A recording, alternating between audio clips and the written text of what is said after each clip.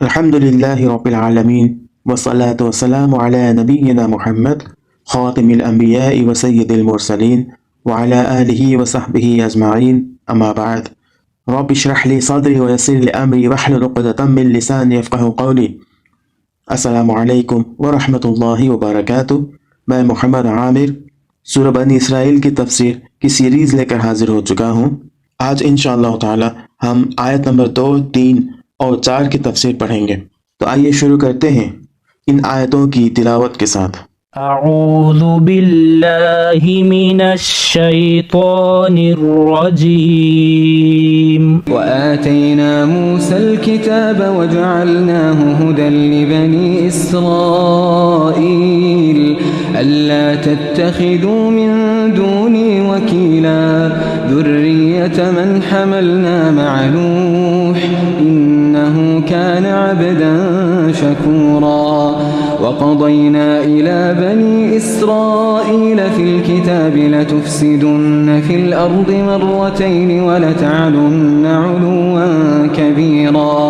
وآتینا موسیٰ الکتاب، اور ہم نے اس سے پہلے موسیٰ کو کتاب دی تھی۔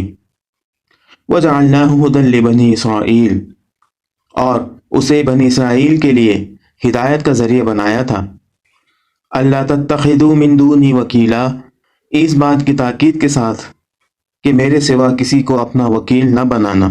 اللہ رب العزت نے آیت نمبر 1 میں اسراء اور معراج کو مختصراً ذکر کیا، اور اس کے فوراً بعد اللہ رب العزت نے بنی اسرائیل کا ذکر شروع کیا ہے۔ آیت نمبر 1 اور آیت نمبر 2 کو دیکھا جائے ایسا لگتا ہے کہ یہ بے جوڑ ہے، ان میں کوئی تال میل نہیں ہے، مگر سورہ کے مدعا کو اگر اچھی طرح سمجھ لیا جائے تو اس کی مناسبت صاف سمجھ میں آ جاتی ہے۔ سورت کا اصل مدعا کفار مکہ کو متنبہ کرنا ہے، ان کو آگاہ کرنا ہے، انہیں اپنی غلطیوں کا احساس کرانا ہے۔ شروع میں معراج کا ذکر صرف اس لیے کیا گیا ہے کہ اللہ کے رسول علیہ الصلوۃ والسلام جن لوگوں سے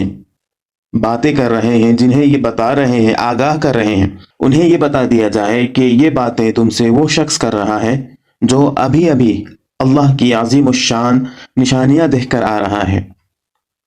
اب بنی اسرائیل کی تاریخ سے عبرت دلائی جاتی ہے کہ اللہ تعالیٰ کی طرف سے کتاب پانے والے جب اللہ کے مقابلے میں سر اٹھاتے ہیں تو دیکھو کہ پھر ان کو کیسی دردناک سزا دی جاتی ہے۔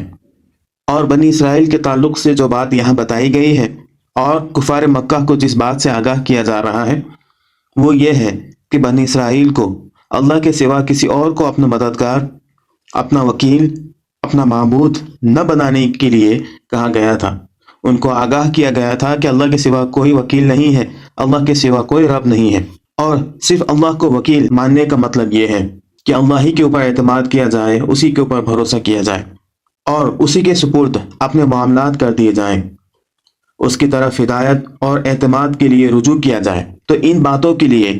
صرف اور صرف اللہ کی طرف پلٹا جائے، اور اللہ کے سوا کسی اور کو ان باتوں میں سے کسی ایک بات کے لیے بھی یاد کیا جاتا ہے یا پکارا جاتا ہے تو ایسا کرنا سزا کا مستحق ہونا قرار پائے گا۔ ذریۃ من حملنا مع نوح، تم ان لوگوں کی اولاد ہو جنہیں ہم نے نوح کے ساتھ کشتی پر سوار کیا تھا۔ انہ کان عبدا شکورا، اور نوح ایک شکر گزار بندہ تھا۔ یہاں یہ بتانے کا مقصد یہ ہے کہ نوح علیہ السلام اور ان کے ساتھیوں کی اولاد ہونے کی حیثیت سے تمہارے شایان نشان یہی ہے کہ تم صرف ایک اللہ ہی کو اپنا وکیل بناؤ، اپنا معبود بناؤ،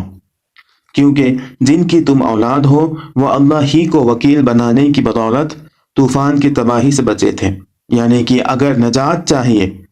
اللہ کے عذاب سے بچنا چاہتے ہو تو تمہارے لیے بھی یہ ضروری ہے کہ تم بھی انہی لوگوں کی طرح شکر گزار بن جاؤ، کیونکہ نوح علیہ السلام کے ساتھ جتنے لوگ تھے وہ سب کے سب نوح علیہ السلام کے تعلیمات پر عمل کرتے تھے۔ چونکہ نوح علیہ السلام کے بارے میں یہاں بتایا گیا ہے کہ وہ عبداً شکورا ہے، وہ شکر گزار بندہ ہے، تو اس سے یہ بات سمجھ میں آتی ہے کہ جو آپ کے ساتھ تھے وہ بھی شکر گزار تھے کیونکہ آپ کے تعلیم یافتہ تھے۔ تو کامیابی کے لیے کسی چیز کی اگر ضرورت پڑنی ہے تو وہ غیر اللہ کے اوپر بھروسہ کرنا نہیں ہے بلکہ عبداً شکورا بننا ہے، ایک شکر گزار بندہ بننا ہے۔ اس آیت میں دونوں باتیں بتا دی گئی ہیں، ایک یہ کہ اگر کامیاب ہونا چاہتے ہو تو عبدن شکورا بنو، شکر گزار بندہ بنو۔ اگر تم شکر گزار بندہ نہیں بنو گے تو تمہارے لیے کامیابی نہیں ہے، پھر تمہیں اللہ کی طرف سے عذاب کا سامنا کرنا پڑے گا۔ مزید آگے فرمایا گیا وَقَضَيْنَا إِلَى بَنِي إِسْرَائِيلَ فِي الْكِتَابِ، اب بنی اسرائیل کا اصل واقعہ شروع ہوتا ہے۔ اب یہاں سے بات اصل بتائی جا رہی ہے، بنی اسرائیل کی جو مثال یہاں پیش کی جا رہی ہے اس کا اصل مدعا اب یہاں شروع ہوتا ہے۔ وَقَضَيْنَا إِلَى بَنِي إِسْرَائِيلَ فِي الْكِتَابِ، اور ہم نے کتاب میں بنی اسرائیل کو اس بات پر بھی متنبہ کیا تھا، اس بات کا علم انہیں دیا تھا لَتُفْسِدُنَّ فِي الْأَرْضِ مَرَّتَيْنِ،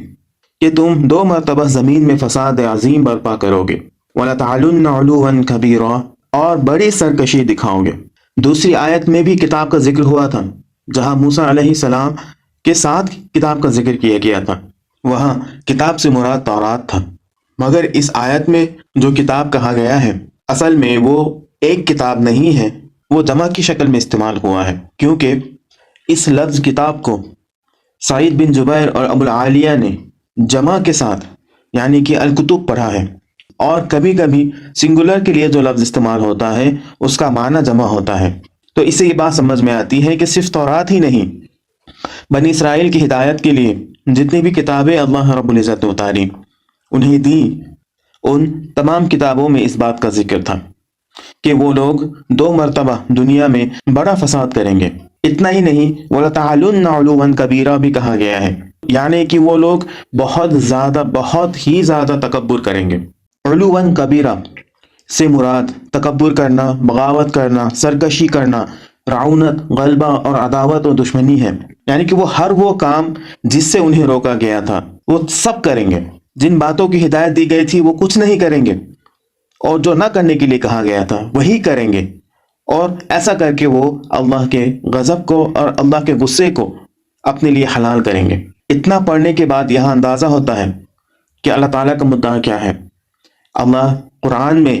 بنی اسرائیل کا ذکر کر کے کفار مکہ کو اور ایمان والوں کو کیا میسج دے رہا ہے۔ ان 3 آیتوں کو پڑھنے کے بعد اس بات کا اندازہ لگایا جا سکتا ہے کہ اللہ تعالیٰ جن باتوں سے ہمیں آگاہ کر رہا ہے وہ کتنی سنجیدہ باتیں ہیں، اور ان چیزوں سے، ان باتوں سے اگر ہم خود کو نہ بچائیں تو ہمارا انجام بھی بنی اسرائیل کے لوگوں کی طرح ہی ہوگا۔ اگرچہ یہ کفار مکہ کے لیے وارننگ ہے، مگر یہ ہمارے لیے بھی وارننگ ہے، کیونکہ اگر ہم بھی یہی روش اختیار کریں، انہی عادتوں کو اپنائیں، تو ہمارا انجام بھی انہی لوگوں کے ساتھ ہوگا۔ آج کے لیے اتنا ہی۔ اللہ رب العزت سے دعا ہے کہ اللہ ہمیں ان عادتوں سے بچنے کی توفیق عطا فرمائے، اور اللہ کے نیک بندوں میں ہمیں شامل ہونے کی کوشش کرنے کی توفیق عطا فرمائے۔ آمین۔ وآخر دعوانا ان الحمد للہ رب العالمین۔ السلام علیکم ورحمۃ اللہ وبرکاتہ۔